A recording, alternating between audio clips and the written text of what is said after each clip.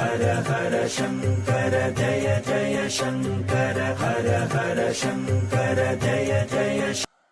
வீட்டில் இருக்கக்கூடிய பெரியவர்கள் பலரும் ஏதாவது ஒரு காரியம் நல்ல விதமாக நடைபெற வேண்டும் என்று நினைத்து கொண்டு அந்த காரியத்தை செய்வதற்காக வீட்டை விட்டு வெளியே செல்வார்கள்.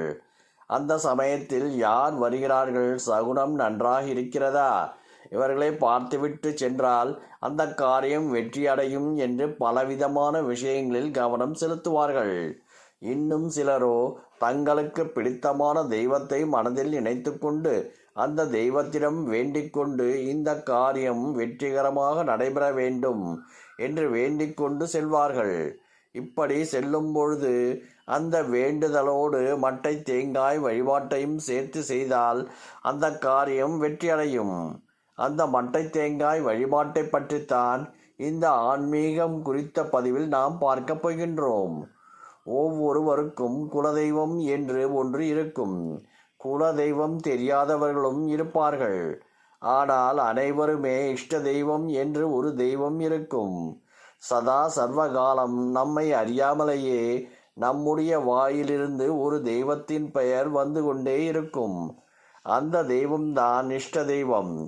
இந்த தெய்வத்தின் அருளை பெற்று நாம் சொல்லக்கூடிய எந்த ஒரு காரியமாக இருந்தாலும் அந்த காரியம் வெற்றியடையும். அப்படி அந்த இஷ்ட தெய்வத்தின் அருளை பெறுவதற்கு உதவுவதுதான் மட்டை தேங்காய் வழிபாடு.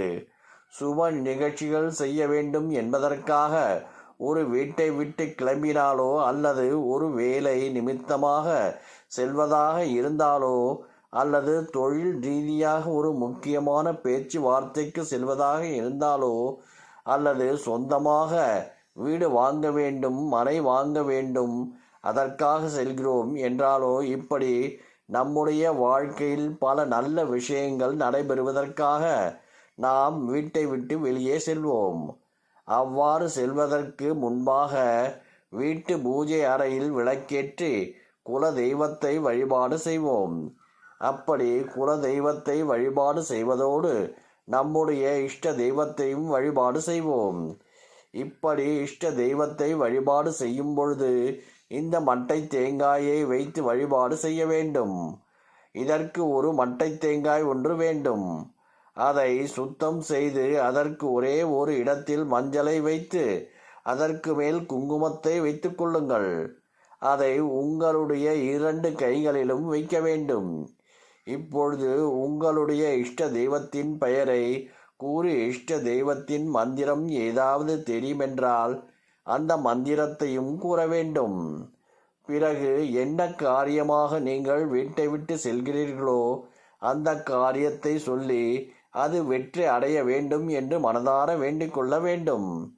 பிறகு தேங்காயை இஷ்ட தெய்வத்தின் படத்திற்கு முன்பாக ஒரு சிறிய பாத்திரத்தை வைத்து அதற்குள் வைக்க வேண்டும். பிறகு கற்பூர தீபதூப ஆராதனை காட்டி வாசனை நிறைந்த மலர்களை அந்த மட்டை தேங்காய்க்கு சமர்ப்பணம் செய்துவிட்டு வீட்டை விட்டு கிளம்ப வேண்டும். அந்த வேலை முடிந்து வீட்டிற்கு வந்தவுடன் அந்த மட்டை தேங்காயை எடுத்து இஷ்ட தெய்வத்தின் கோவிலுக்கு சென்று சிதறுகாயாக உடைத்து விட வேண்டும்.